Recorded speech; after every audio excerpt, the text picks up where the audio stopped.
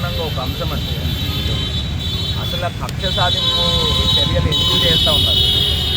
ఇప్పుడు court already ఒక orders ఇచ్చారు.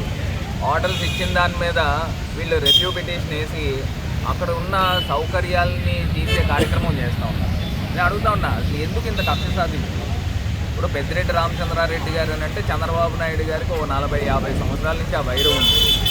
ఆ వైరము కొడుకుని ఇబ్బంది పెడితే ఆయనకి చంద్రబాబు నాయుడు గారికి మనశ్శాంతి ఉంటుందా?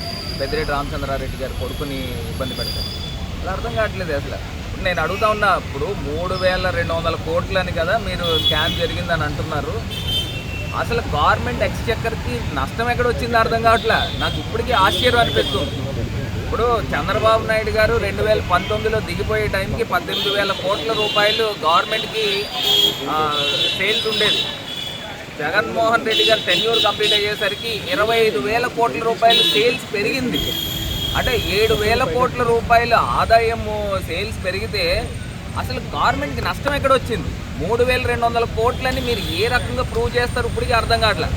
ఏ డిస్టిలరీ వాళ్ళు కంప్లైంట్ పెట్టారు, జగన్మోహన్ రెడ్డి గారు ప్రభుత్వంలో లంచాలు ఇచ్చారని కానీ లేకపోతే ఇంకోటి చేశారని కానీ ఎవరు ఇచ్చారు?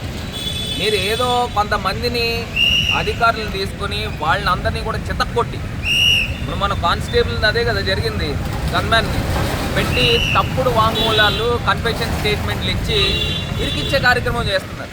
ఇవాళ గవర్నమెంట్కి ఆదాయం వచ్చిందా రాలేదా చంద్రబాబు నాయుడు గారి ప్రభుత్వం మీద? అసలు ఎక్కడ నష్టం జరిగింది? 3,200 కోట్ల రూపాయలు మీరు ఎట్లా ప్రూవ్ చేస్తారు? ఇవన్నీ ప్రశ్నలు.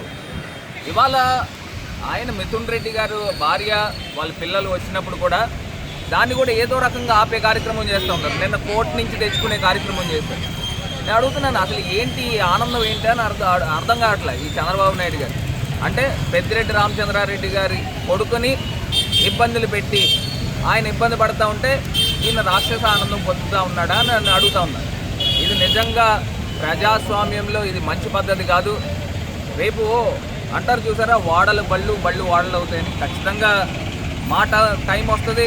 ఆ టైం వచ్చినప్పుడు కూడా ఇప్పుడు మొన్న రామచంద్రారెడ్డి అని చెప్పారు క్లియర్గా, మా ఈ సిట్లు ఉండో నేరుగా విచారణ దర్యాప్తు చేస్తాము, ఏ రకంగా అయితే మీరు చేశారో దానికి 2-3 కూడా ఉంటాయనేది కూడా అవగాహన చేసుకోమని ఈ కూటమి ప్రభుత్వానికి హెచ్చరిస్తూ ఉన్నాము. ఇంకా లోకేష్ కూడా ఉన్నారు కదండి, అతనికి కూడా చాలా వయసు ఉంది. పవన్ కళ్యాణ్ గారు ఉన్నారు, అతనికి వయసు ఉంది. ఇప్పుడు చంద్రబాబు నాయుడు గారికి వయసు అయిపోవచ్చు. మరి ఇవన్నీ కూడా ఏ రకంగా ఉంటాయి ఒకసారి మీరు ఆలోచన చేసుకోండి.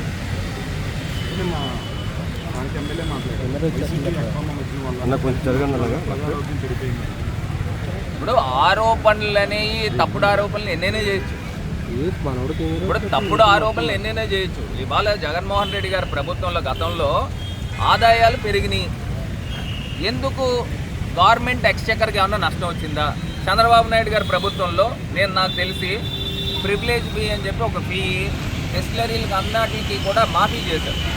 దాంట్లో సుమారుగా నాకు తెలిసి 3,000 కోట్ల రూపాయలు ప్రభుత్వ ఖజానాకి లాస్ వచ్చింది. అది కదా స్కామ్ అంటే, అది కదా పిట్ ప్రోగా ఉంటే. ఇక్కడ ప్రభుత్వ ఖజానాకి లాస్ లేదు, ఇంకా ఆదాయం 7,000 కోట్ల రూపాయలు అప్పటికి ఇప్పటికి వ్యత్యాసం కనబడుతూ ఉంది. మరి ఎక్కడ నష్టం జరిగిందో అర్థం కావట్లేదు. మరి ఈ రకమైన పరిస్థితుల్లో దారుణాతి దారుణంగా ఆంధ్రప్రదేశ్ రాష్ట్రంలో కక్ష సాధింపు చర్యలు చేస్తూ ఉన్నారు. ఇది మంచి పద్ధతి కాదు. ఖచ్చితంగా మాకు న్యాయస్థానాలపైన గౌరవం ఉన్నాయి. ఖచ్చితంగా న్యాయ పోరాటమే మేము చేస్తాం.